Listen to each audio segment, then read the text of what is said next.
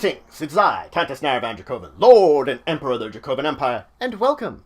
It is time to continue my discussion on EARTHDAWN, the role-playing game system. Let's continue where we left off with spell magic.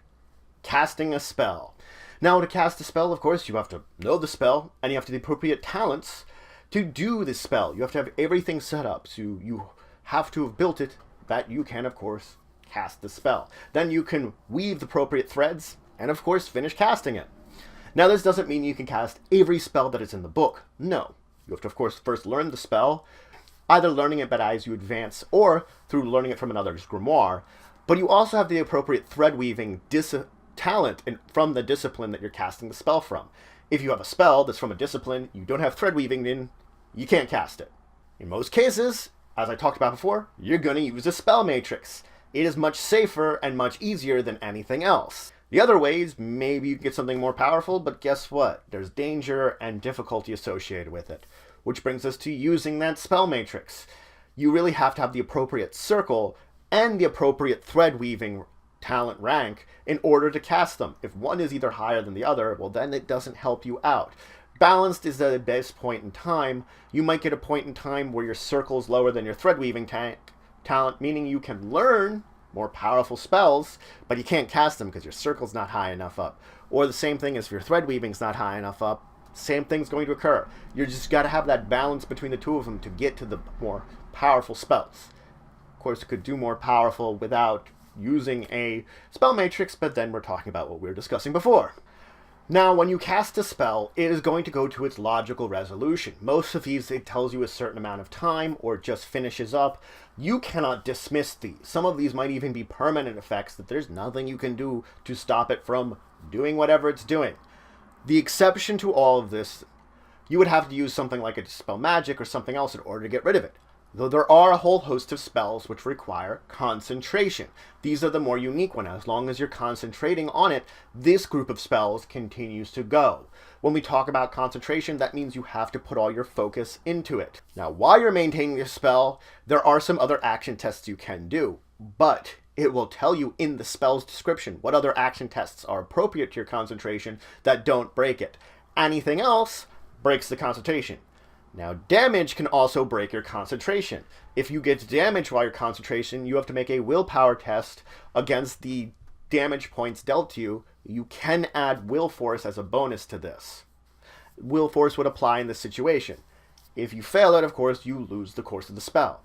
You also lose the course of the spell if you die or go unconscious. Both of those will stop the spell also. So as long as you can maintain the concentration, and you don't die, you don't go unconscious, or you don't get damaged in such a way to drop it, the spell will keep going as long as you concentrate on it. If you do lose it, you effectively have to start again. You cannot restart it from where you were. You'd have to reweave all the threads into it, basically recast the spell. Now, in this case, humans are unique when it comes to spellcasting because of their versatility. They can take talents from other disciplines. So very well, you as a human could take a spell weaving talent from another discipline and therefore learn spells from another discipline. Now, once again, your circle is going to limit the amount of spells you can cast. As long as whichever is higher, your circle or your thread weaving will kind of determine the circle of spells. Again, when you're not using a spell matrix, this doesn't matter. You can use it without it just fine. Learning those spells are where the difficulty comes. You have to find a teacher that would be willing to do it. There are very few teachers that are willing to actually teach you these because you're of another discipline. You're basically sharing secrets of their discipline.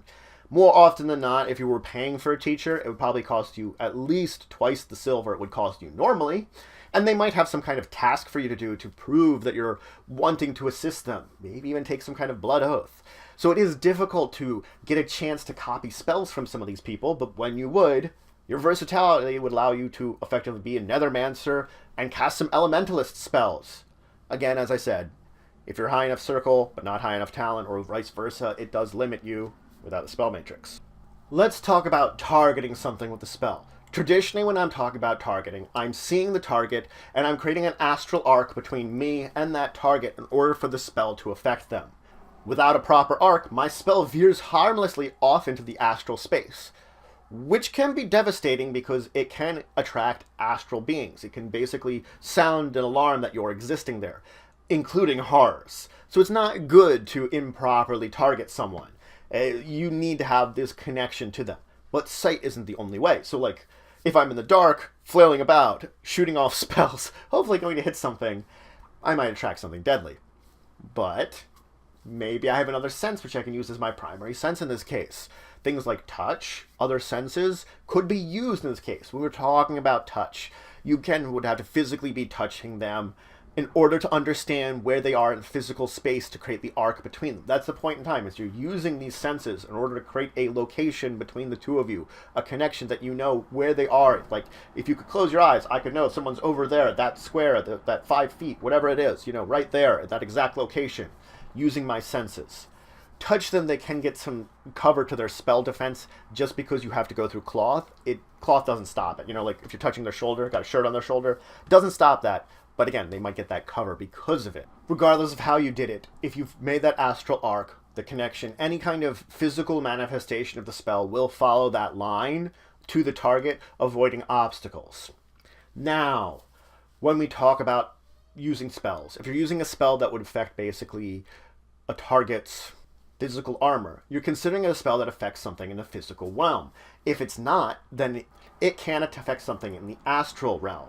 You would need something that would affect mystic armor to target something in the astral realm. And the fact is, you'll need some kind of astral vision to target them anyway, something kind of astral sight, because it's easy to see a target in the physical world. If I'm not seeing a target in the astral space, I can't target it. So you can see there's a difference between your physically targeting spells and your astrally targeting spells, that they can only target one another. Granted, if something would perhaps have an astral presence and be on the physical world too, then of course, yes, you could use a astral spell against it or a physical spell against it. Now, if a magician was in astral space, that's an entirely different thing. If I'm in astral space, then both my physical spells and astral spells can affect creatures in the astral space, because effectively the astral spells can affect things anyway, and the physical spells, well, I'm physically there in astral space. On the other hand, I can't really affect anything in the physical world pretty much at all at this point in time because I'm not there. Trade-off. Now, you can observe spellcasting, but not always. If you're just in the normal physical realm and you see a magician doing something that you assume is spellcasting, there's no sign of it. They make gestures, maybe say a few words. You don't see any results. When they're done, the spell is cast, something affects you. There's no kind of visual signs whatsoever of it. With astral sight, you can actually see what's going on. You can see the magical energies as they're weaving the threads and creating the pattern of the spell that they're going to be using against you or against another target. When you just see them making motions, it means nothing to you if you don't understand, it means nothing. You don't understand what spell they're doing, you don't know how they're targeting it, you can't react to it.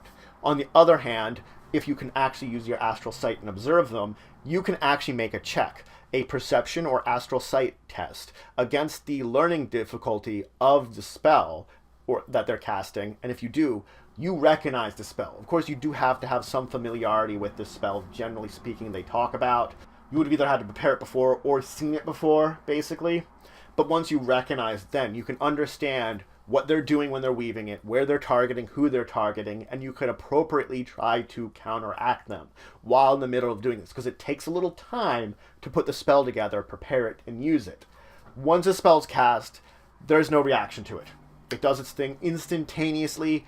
It's doing its job to you, whatever target it is. Now let's start talking about the spellcasting sequence. There are 5 steps you're going to take in order to cast a spell. It's important that you follow these steps because it will basically lead you from I'm starting to cast it to resolution of my casting it. Now, if you are using a spell matrix, you actually have to have the spell in the matrix before you start this. Let's talk about the first step, weaving the threads. You have to have appropriate thread weaving to whatever spell you're casting, and then you have to make your thread weaving test against the thread's weaving difficulty. If you're successful, it's woven. Now, normally you can weave 1 thread a turn, but this isn't actually necessarily allowed. You can weave more than 1 thread a turn, but there's a disadvantage to it. You add the difficulties of all the threads you're weaving together in order to get one large difficulty that makes it much more difficult than it would have been just weaving 1 thread. So it basically compounds the difficulty as you add more threads to what you're weaving. If you succeed, you weave them all. If you fail, you weave none. Now, if you get excellent result on a thread weaving test, you weave an extra thread. This will occur, or you can weave an extra thread. This doesn't mean that you would necessarily need that extra thread, but with the excellent result, you have the option of basically adding one into an existing spell that you're basically forming. Now, normally you cannot weave threads together and cast a spell in the same round. Basically, once I've completed weaving all the threads that I need, I cast the spell in the next round. This doesn't mean you can't do both in the same round.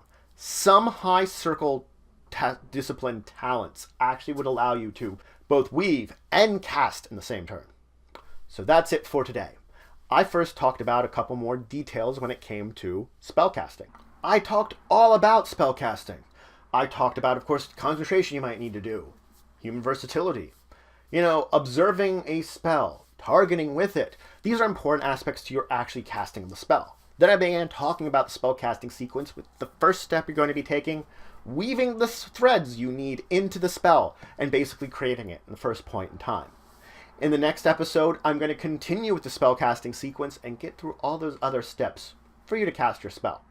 But if you have any questions, comments, anything you say, anything you think left out, please leave in the comments below. Please like, share, and subscribe. It shows support the channel, the Empire, the work I do. If you want to show some extra support, you can always check out my Patreon, link in the description below. But regardless, until next time, I bid you farewell.